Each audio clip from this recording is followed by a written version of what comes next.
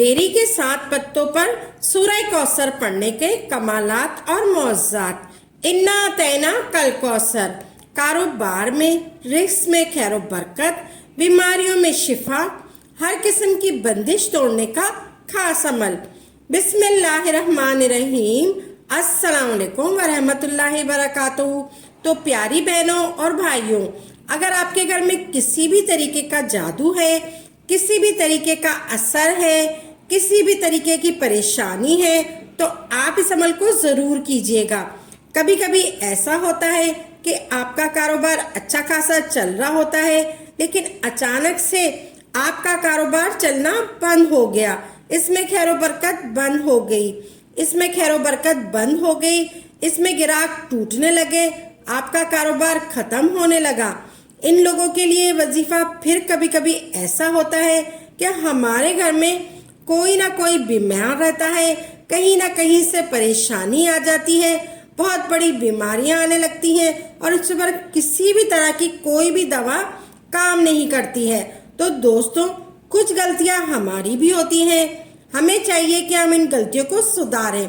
अगर आपके घर में कोई भी बीमार है तो हमें चाहिए कि हम इन गलतियों को सुधारें। अगर आपके घर में कोई भी बीमार है तो हमें चाहिए कि हम सदका व खैरात करें। सदका बीमारियों को, परेशानियों को और हमारे बुरे असरात को ख़त्म करता है, हमारी परेशानियां और तकलीफ़ें दूर कर देता है, हमारे बुरे वक्त को टाल देता है। अगर हम सदका करेंगे तो हमारे घर में मौजूद बीमारी है, इसको शिफा ज़रूर मिलेगी, जो बीमार है उसको शिफा मिलेगी। इसके अलावा आप इस वजीफे को भी करें। आपने वजीफे का तरीका समझ लेना है, आपके जहन में बैठ गया वजीफा, आपने अच्छी तरह से समझ लेना है कि आपने वजीफा कैसे करना है और किस वक्त करना है। आपने वजीफे का तरीका समझ लिया, आपके जहन में बैठ गया। इस अमल को इस तरीके से करना है, किस वक्त करना है और किस दिन करना है और कितनी मर्तबा करना है और कैसे कैसे करना है। अगर किसी भी चीज़ का आपको तरीका बता दूं तो आप इसको बहुत ही अच्छी तरीके से कर पाएंगे। इंशाअल्लाह तबारक ताला आपको ज़रूर फ़ायदा पहुंचेगा इस अमल से। अगर आप कोई भी अमल कर रहे हैं, अगर आप कोई भी वीडियो देख रहे हैं, कोई वजीफे की, कोई इस्लामी बात की, तो आपने शुरू से लेकर आखिर तक बिना स्क्रिप्ट के पूरी वीडियो देखनी चाहिए।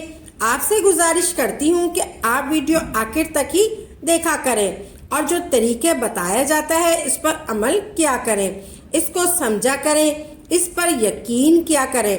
वजीफे का तरीका इस तरीके से है कि आप इसको लिख लीजिए।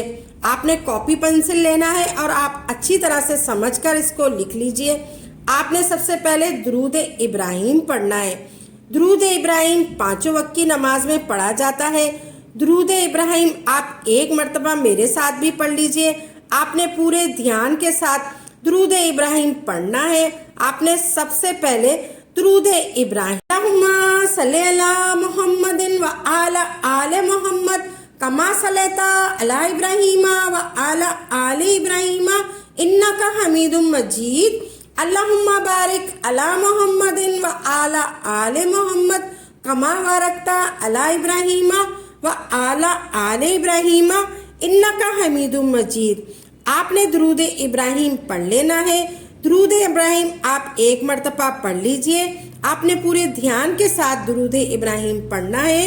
आपने सबसे पहले 7 बेरी के पत्ते लेने हैं, हरे हरे पत्ते लेने हैं और अच्छी तरह से साफ कर लें। आपने पानी से अच्छी तरह से बेरी के पत्ते धो लेने हैं और अपने सामने रख लें किसी बर्तन वगैरह में। फिर आपने सबसे पहले दुरूद इब्राहिम पढ़ना है 3 मर्तबा।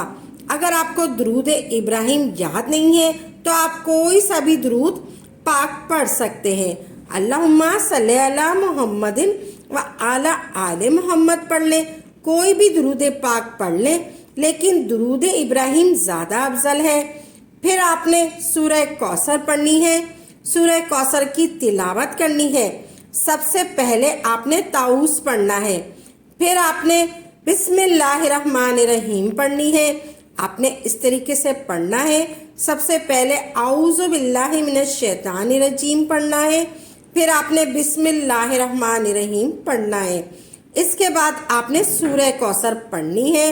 ایسے پڑھنی ہے آپ نے، بسم اللہ الرحمن الرحیم، انا اعطیناک الکوثر فصلی لربک وانحر انا شانئک ھو الابتر۔ یہ ایک بار ہو گیا۔ بسم اللہ الرحمن الرحیم، انا اعطیناک الکوثر فصلی لربک وانحر انا شانئک ھو الابتر، یہ 2 بار ہو گیا۔ اسی طرح آپ نے سورہ کوثر پڑھنی ہے۔ اسی طریقے سے آپ نے 129 مرتبہ پڑھنا ہے، یعنی 129 ٹائم پڑھنا ہے۔ لیکن یاد رہے، جب آپ سورہ کوثر پہلی بار پڑھو گے تو آپ نے پہلے تعوذ پڑھنا ہے 1 مرتبہ، پھر آپ نے بسم اللہ الرحمن الرحیم پڑھنی ہے۔ ہر بار میں آپ نے بسم اللہ الرحمن الرحیم پڑھنا ہے، پھر آپ نے سورہ کوثر پڑھنی ہے۔ آپ نے سب سے پہلے بسم اللہ پڑھنی ہے، پھر آپ نے سورہ کوثر پڑھنی ہے۔ 129 مرتبہ آپ نے پڑھنی ہے، یعنی کہ تسبیح کے دانوں پر آپ نے 100 دانوں والی تسبیح لینی ہے۔ 1 تسبیح آپ نے پوری پڑھنی ہے، پھر اس کے بعد 29 مرتبہ آپ نے دانے پورے کرنے ہیں۔